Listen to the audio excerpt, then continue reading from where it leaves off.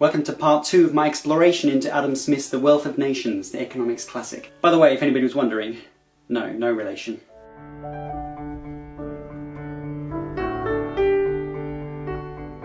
Chapter 3, and we're starting to get into ideas around diversification, value, and international trade.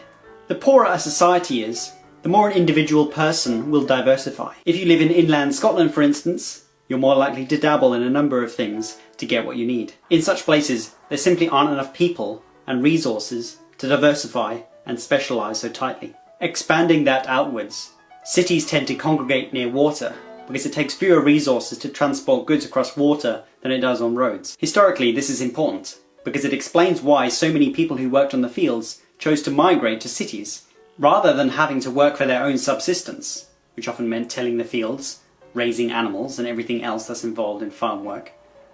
They would rather move to a city and specialise in one thing, for instance, straightening a pin. And there is busted another myth about the Industrial Revolution and capitalism, that people were somehow forced into cities. In fact, people chose to. There are very good economic reasons why somebody would prefer to work in a factory than out on the land. This also addresses the issue of scarcity. You might think that having more people in the same place just means having more mouths to feed. But take what we've learned so far. The greater the specialisation, the more wealth we have overall. And to illustrate this, think about it. Would you rather live in New York City or a desert island? I think you'll find that Robinson Crusoe was quite happy to see Friday. Now we're on to chapter 5 and we're going to pivot to an area we haven't really discussed yet, but super important. Money. If you're a thinking person, and without adequate explanation, money seems kind of mysterious and arbitrary. How is it that we're able to agree that this thing we call pounds sterling or dollars is something we can actually use to trade, buy and sell stuff with? Well, thank God for Adam Smith, because here it is. Money is an attempt to solve the problem of the lack of coincidence of wants. Alright, what is that? Okay, so think back to our specialising person who just wants stuff. Maybe she wants a dozen eggs. Her first instinct is to try to trade what she has for a dozen eggs. Yet she is specialised in raising cattle, and all she has is 2 cows. She reckons that a dozen eggs is worth approximately a tenth of a cow. Now she can't very well cut the cow's hoof off, and we can't even be sure that the egg vendor wants a piece of cow. What a pickle. Then she thinks that a dozen eggs is probably worth about 1 salmon fish. What she could do is find a fisherman and trade 1 cow for 10 fish. Then she could trade one of those fish for a dozen eggs and keep the extra 9. And then what does she do with them? She'll have to find some use for them, or trade them. When you think it through like that, it's not hard to see why a barter system is unworkable. People are more naturally going to desire goods that are smaller and more divisible to work with. Another feature people look for is durability. Fish goes rotten. In history, people have used clams, rocks or salt as a medium of exchange. These are more durable, but have the added problem of not being scarce. It's difficult to keep track of the value of your currency if you can just as well get them from the front of your garden. Eventually, this leads larger scale economies to use precious metals such as bronze, silver and gold. These have all the qualities of a good medium of exchange. They're divisible, durable and scarce. They become money when they become a universally accepted medium of exchange.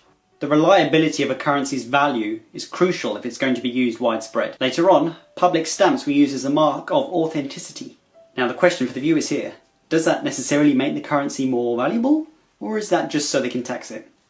Chapter 5, and we're getting into a real nugget of interest. Where does value come from? Smith advances the concept of the labour theory of value. When somebody wants to trade anything, they have to consider the amount of labour it took to produce the thing that they want to trade with.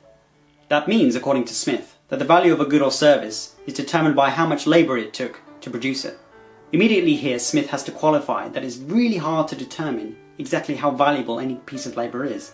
Is an hour spent fishing really the same amount of labour as an hour spent building a brick wall? How can you even tell? Here I will quote Smith on this conundrum. It is adjusted, however, not by any accurate measure, but by the haggling and bargaining of the market. The rough value of any given commodity produced by labour is arrived at what we call a price. Then the price, according to Smith, is how we determine how much labour went into producing that thing. Later on, Karl Marx took on this labour theory of value to construct his own theory of exploitation. It appears that most employees do most of the work in comparison to the employer. That means that the employer is expropriating that surplus value and exploiting the employee. But is it even obvious that value does come from labour? And I'm going to use the most common and laboured example of this, the example of mud pies. Mud pies and beef pies take roughly the same amount of labour to produce, yet they have vastly different market values. Why is that? This has to come from consumer demand. People vastly prefer to eat beef pies than mud pies.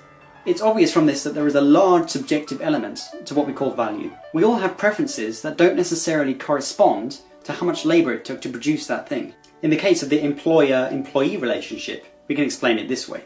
The employee perceives it in his interest to trade the product of his labour for specialisation. Alternatives would have to be working on the land himself or starting his own business.